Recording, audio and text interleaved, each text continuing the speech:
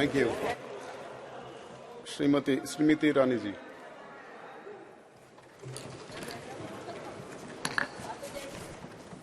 अध्यक्ष महोदय, आज इस सभागार में मां भारती का नमन कर मेरे संसदीय क्षेत्र के हर एक नागरिक का आभार व्यक्त कर मैं भारत के नव भारत के निर्माण की सृजन की सबसे सशक्त नींव नारी शक्ति वंदन अधिनियम को इस सदन में सर्वप्रथम प्रणाम करती हूं और विशेषतः देश के प्रधान सेवक का वंदन एवं अभिनंदन करती हूं। कल की तारीख जब ये अधिनियम आदरणीय कानून मंत्री ने राष्ट्र के सम्मुख प्रस्तुत किया, न सिर्फ इसलिए ऐतिहासिक थी क्योंकि इस नए भवन में नए संकल्पों के साथ हम सबने प्रवेश किया, साथ ही एक पुनीत समय गणेशोत्सव के पुण्य अवसर पर हमने नए भवन में प्रवेश कर विघ्नहर्ता को प्रणाम किया। लेकिन अगर विघ्नहर्ता के सृजन की, आराधना की मूल भावना को देखें तो गणेश जी का स्वरूप अपने आप में अपनी मां के हाथों से सृजित है और मां के प्रण ने, मां की तपस्या ने गणपति जी में प्राण दिए, यह उसका सबसे बड़ा प्रतीक है। हमारी सभ्यता में यह भी मान्यता है कि नव भवन में जब प्रवेश होता है तो पहला पैर, पथ पर पहला आगमन घर की लक्ष्मी का होता है। कई समाज के वर्गों में भवन के बाहर घर की लक्ष्मी अपने हाथ की अमिट छाप छोड़ती है और कई परिवारों में पैरों के नीचे आलता लगाकर बेटियों का सबसे पहला कदम ऐसे भवनों में रखा जाता है। और अगर संविधान की मर्यादा की दृष्टि से देखें तो लक्ष्मी ने संवैधानिक स्वरूप लिया है इस अधिनियम के माध्यम से, जिसके लिए मैं सरकार का, इस सदन का और पीठ का विशेषता आभार व्यक्त करती हूं। आज चर्चा में कई महानुभावों ने श्रद्धेय अटल बिहारी वाजपेयी जी का नाम लिया और साथ ही आदरणीय देवी गौड़ा जी को भी आभार वंदन किया। ये भी सत्य है कि मुझसे पूर्व की वक्ता ने राष्ट्र को जब गुलामी से स्वतंत्रता मिली तब क्या महिलाओं की परिस्थिति थी उसका उल्लेख किया कि हां, तब भी जब देश आजाद हुआ तब भी कई प्रदेशों की साधारण परिवारों की महिलाओं ने कहा कि हमारा संवैधानिक अधिकार आरक्षित करें, लेकिन तब साधारण परिवारों की वो महिलाएं जिन्होंने राष्ट्र को आजाद करने में अपनी भूमिका निभाई, जो दूरदर्शी थी, जानती थी कि साधारण वंचित समाजों की महिलाओं को अगर मौका अनोखे ढंग से संविधान की मर्यादा में ना दिया गया तो शायद आगामी वर्षों में महिलाओं के लिए एक चुनौती बन जाएगा। आज मैं उन महिलाओं की दूरदर्शी सोच को वंदन करती हूं। महोदय, 1971 में तब की सरकार में एक कमेटी का गठन हुआ on the status of women in India, और आज मैं विशेष रूप से आपका ध्यान आकृष्ट करती हूं 1974 में जब कमेटी ने अपनी रिपोर्ट को साझा किया तो उसके 7वें चैप्टर में पॉलिटिकल स्टेटस के वर्णन में ये इंगित है कि तब भारतीय जनसंघ ने कहा था कि महिलाओं को कॉन्स्टिट्यूशनली गारंटी कीजिए। They were the advocates for women's reservation. आज जनसंघ के उन नेताओं को, उन चिंतकों को मैं आभार व्यक्त करती हूं। ये मेरा सौभाग्य है कि मैं भारतीय जनता पार्टी की एक साधारण कार्यकर्ता हूं, जिसको मेरे संगठन ने असाधारण मौके दिए ताकि मैं संगठन के माध्यम से संविधान की मर्यादा में अपने राष्ट्र की, समाज की सेवा कर सकूं। ये भाजपा के कार्यकर्ताओं का गौरव है कि इस राष्ट्र में अपने संगठन में पहली बार महिलाओं को आरक्षण देने वाली राजनीतिक पार्टी भारतीय जनता पार्टी बनी। ये भी कहना सत्य होगा कि व्यवस्थाओं को किस दृष्टि से संगठन में सम्मिलित करना, इसके लिए साल 2007 में नेशनल एग्जीक्यूटिव की मीटिंग के अंतर्गत तब के हमारे राष्ट्रीय अध्यक्ष और अब के हमारी कैबिनेट के वरिष्ठ नेता श्री राजनाथ सिंह जी ने एक कमेटी का गठन किया। ये सौभाग्य है मेरा कि उस कमेटी में आज 2 सदस्य वर्तमान इस सदन में उपस्थित हैं।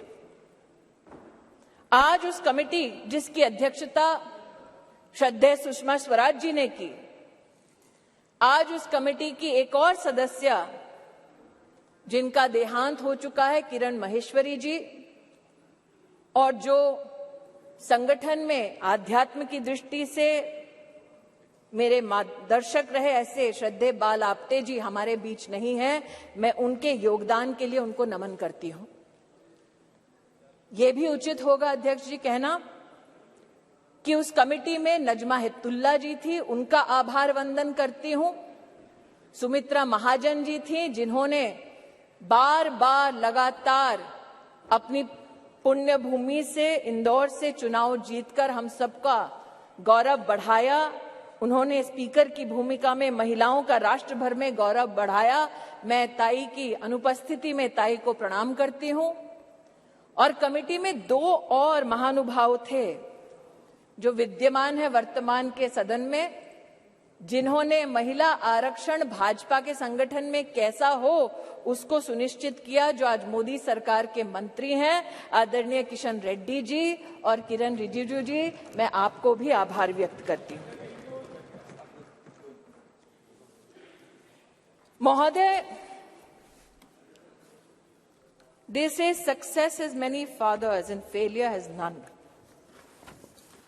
और इसीलिए कल जब ये प्रस्ताव सदन में आया तो कुछ लोगों ने कहा हमारा बिल है, कुछ लोगों ने कहा हमने चिट्ठी लिखी, कुछ लोगों ने कहा कि ये पूरा का पूरा संवैधानिक निर्माण हमारा था। आज ऐसी एक सम्मानित नेत्री ने सदन में अपना वक्तव्य रखा, लेकिन उनका मैं एक विशेष रूप से आभार व्यक्त करती हूं कि 2 विषयों पर उन्होंने ऑन रिकॉर्ड स्पष्टीकरण दिया है। हमको बार बार बतलाया जाता कि एक विशेष परिवार ने 73rd, 74th amendment to the constitution पारित करवाया। आज मैं आभार वंदन करती हूं कि पहली बार स्पष्टता हुई इस सदन में उनके द्वारा कि ये पुण्य काम पीवी नरसिम्हा राव जी ने किया, जिनके मरणोपरांत उनके ही पार्टी के हेडक्वार्टर में उनको नमन करने का मौका नहीं दिया गया।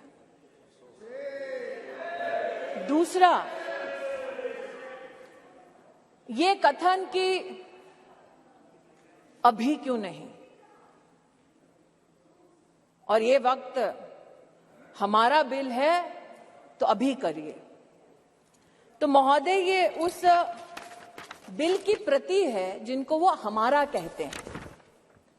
उसमें अगर आप दूसरे पृष्ठ पे 2B और 3B पढ़ें, और ये वो है जो कांग्रेस पार्टी कहती है यूपीए की सरकार में राज्यसभा में पारित हुआ और फिर लोकसभा में प्रस्तुत हुआ। अगर आप इस पृष्ठ पर ये दोनों छंद पढ़ें तो यूपीए, जिसकी अध्यक्षा श्रीमती सोनिया गांधी हैं, उन्होंने कहा है, no seat shall be reserved for women belonging to scheduled caste, scheduled tribes in the third general elections. 3B पढ़ें तो उन्होंने कहा, प्रस्ताव दिया, no seat shall be reserved for women in the third general election.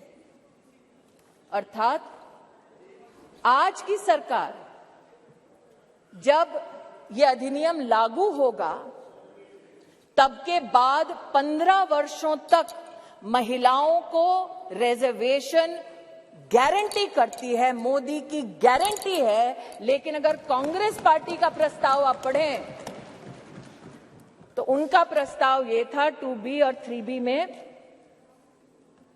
कि no seat shall be reserved for women and SC/STs in the third general election, no seat shall be reserved for women in the third general election. Congress का प्रस्ताव था कि 10 साल औरतें मेहनत करें, लेकिन 15वें साल में आपका अधिकार आपसे छीना जाएगा। आज मैं अभिनंदन करती हूं प्रधानमंत्री जी का, हमारे न्याय मंत्री का, जिन्होंने कांग्रेस की इस अभिलाषा को निराश किया।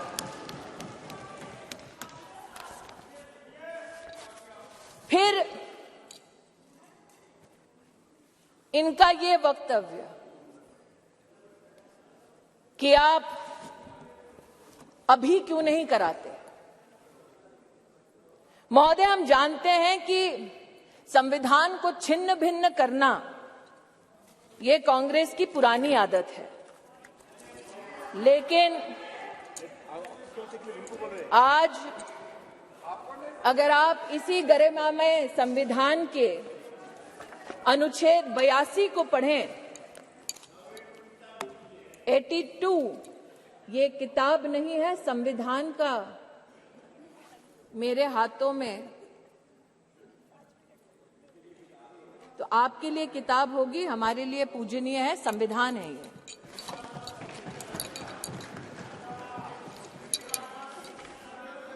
आर्टिकल 82, और आपकी अनुमति से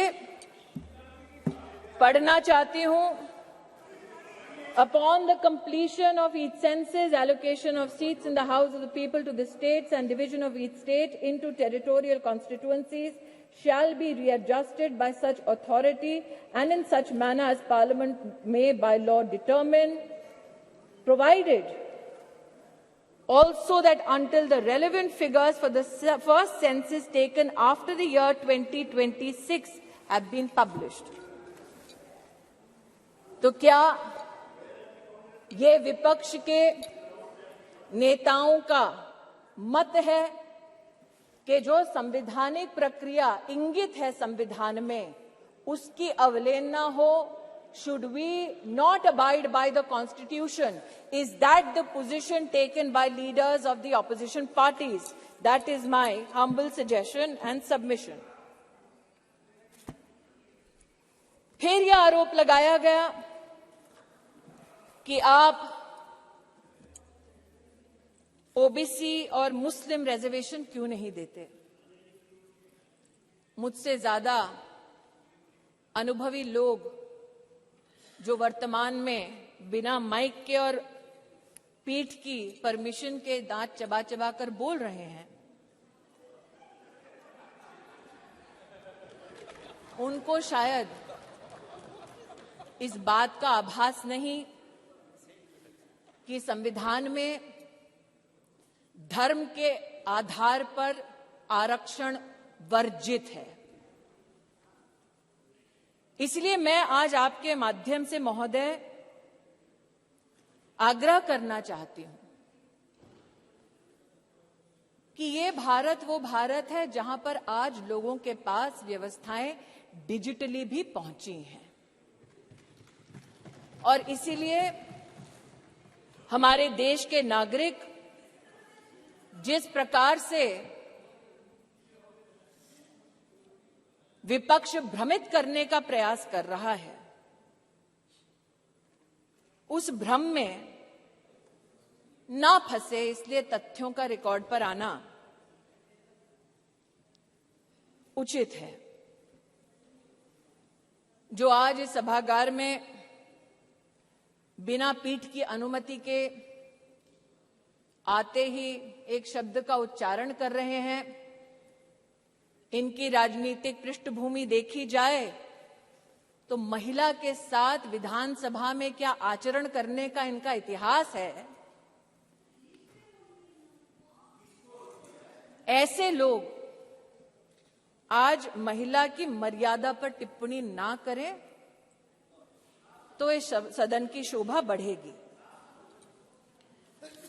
जो जानना चाहते हैं साफ साफ क्या बोलना चाह रही हूं, वो ये कि राष्ट्र सरकार के इस फैसले को स्वीकार करते हुए नारी शक्ति वंदन अधिनियम को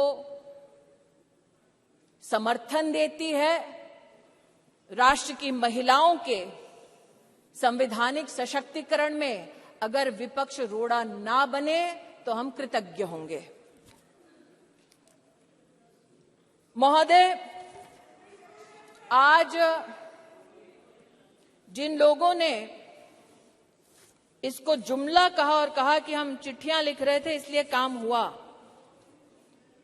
कम से कम उन्होंने इस बात को स्वीकार किया कि इस सरकार में प्रधान सेवक ऐसा कि इतने विराट दिल का कि आप उनके साथ पक्षपात करते रहे। जब आपके साथ सत्ता थी आप बार बार उनका अनादर अपमान करते रहे, लेकिन उन्होंने बड़ा दिल दिखाकर आपके हर कम्युनिकेशन को पढ़ा, आपसे चर्चा की।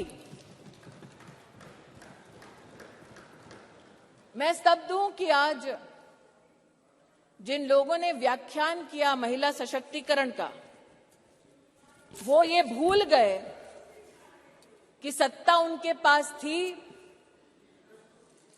चमन उन्होंने लूटा, वरना आज जैसा कि प्रधानमंत्री जी ने कहा कब का ये गुलिस्तान हो चुका होता और हम जो साल 2014 में माननीय प्रधानमंत्री जी के नेतृत्व में देश की सेवा के लिए अनुग्रहित भाव से इस सदन में आए, हमने तब से लेकर अब तक महिला उत्थान के लिए विभिन्न इकाइयों के माध्यम से, योजनाओं के माध्यम से प्रयास किए। इस सदन में महिलाओं के लिए टॉयलेट्स बनाने की बात हुई, इस सदन में महिला को किस प्रकार से घर दिलवाया उसकी बात हुई, लेकिन महिला सशक्तिकरण माननीय प्रधानमंत्री जी के लिए एकमात्र टर्म से संबंधित, योजना से संबंधित संकल्प नहीं।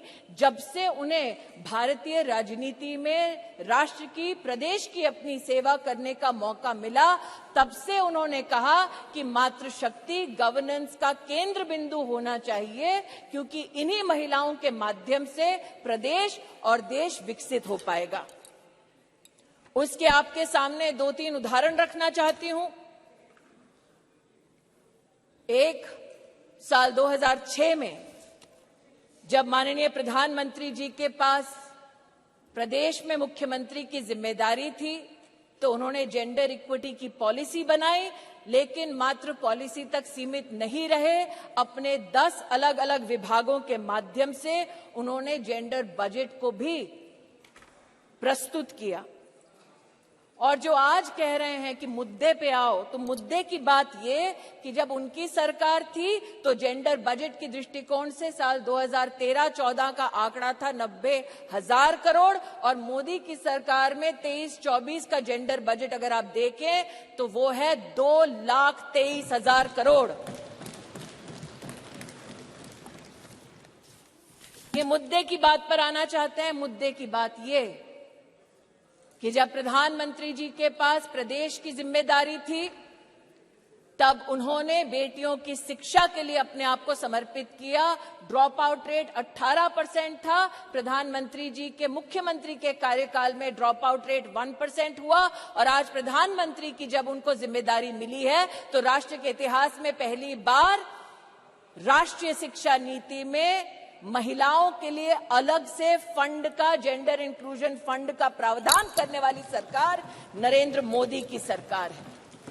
ये कहते हैं मुद्दे पर आओ, तो मुद्दा ये कि जब प्रधानमंत्री जी के पास प्रदेश की जिम्मेदारी थी तो उन्होंने ई ममता एक कार्यक्रम शुरू किया ताकि गर्भवती माताएं, बच्चे उसके माध्यम से सरकारी व्यवस्था से उनका बेनिफिट ट्रैक हो सके, कौन वंचित है उस तक हम पहुंच सके।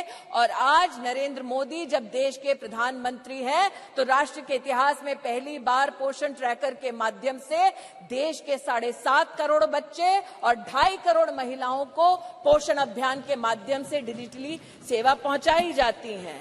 ये कहते हैं मुद्दे की बात पर आओ, तो मुद्दा ये कि जब प्रधानमंत्री जी के पास प्रदेश की जिम्मेदारी थी तो उन्होंने मां वात्सल्य योजना की शुरुआत की, जहां महिलाओं को लगभग 1.5 लाख रुपए के माध्यम से जिनकी एनुअल इनकम थी उनको 4 लाख से ज्यादा की मेडिकल ट्रीटमेंट सरकारी व्यवस्थाओं में देने का काम नरेंद्र मोदी जी ने किया। और आज आयुष्मान भारत योजना के चलते 10 करोड़ गरीब परिवार, 10 करोड़ गरीब महिलाओं को सुविधा, 24,000 से ज्यादा अस्पतालों में, 1,60,000 से ज्यादा स्वास्थ्य केंद्रों में सेवा देने वाली सरकार मोदी की सरकार है, भाजपा की सरकार है।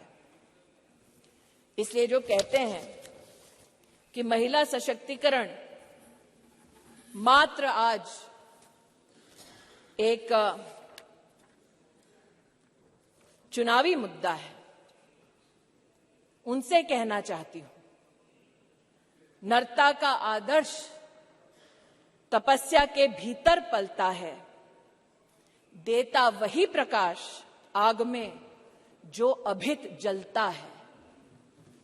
आपने नरेंद्र मोदी जी पर कई आक्षेप किए राष्ट्र के नवनिर्माण में, चाहे वो मेक इन इंडिया हो, चाहे वो धारा 370 को हटाने की बात हो, हर विषय पर, जीएसटी पर भी न सिर्फ व्यवधान किया बल्कि व्यवधान के बाद जब इस सदन ने उन कानूनों को पारित किया तो आप एक्सटर्नल ऑर्गेनाइजेशंस के माध्यम से कोर्ट में चुनौती देते गए, कोर्ट में भी हारे, पीपल्स कोर्ट में भी हारे। इस बार लोग कहते हैं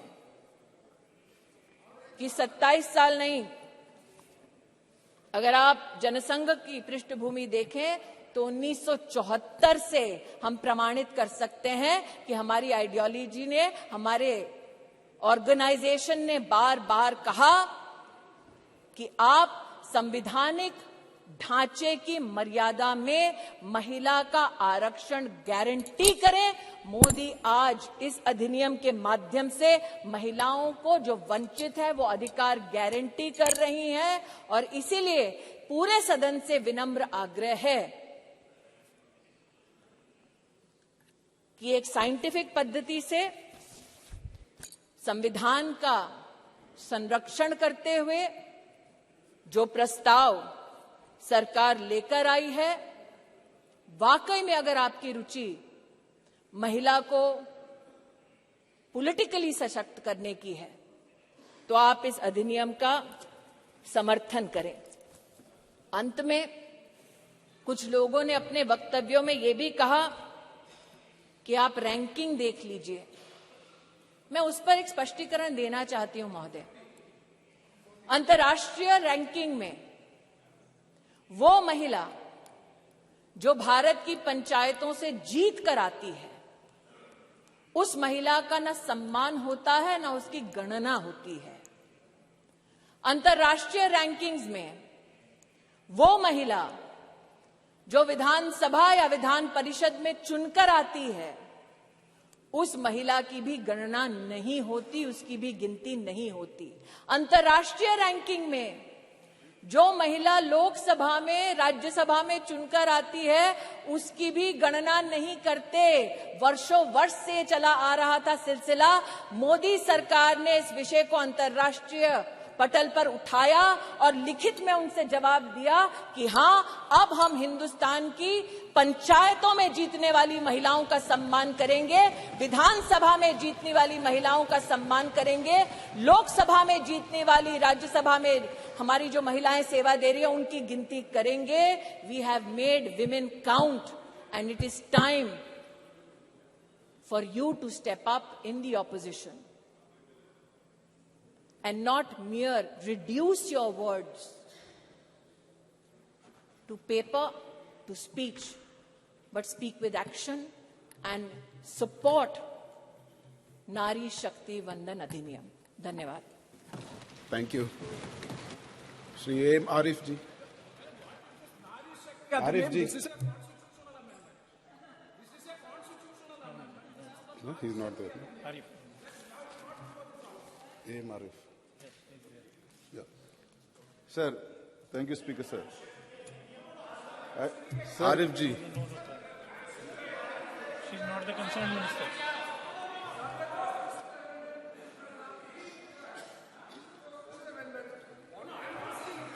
Arif ji, please. Keep the house in order, sir. Sir, keep the house in order. Please be seated.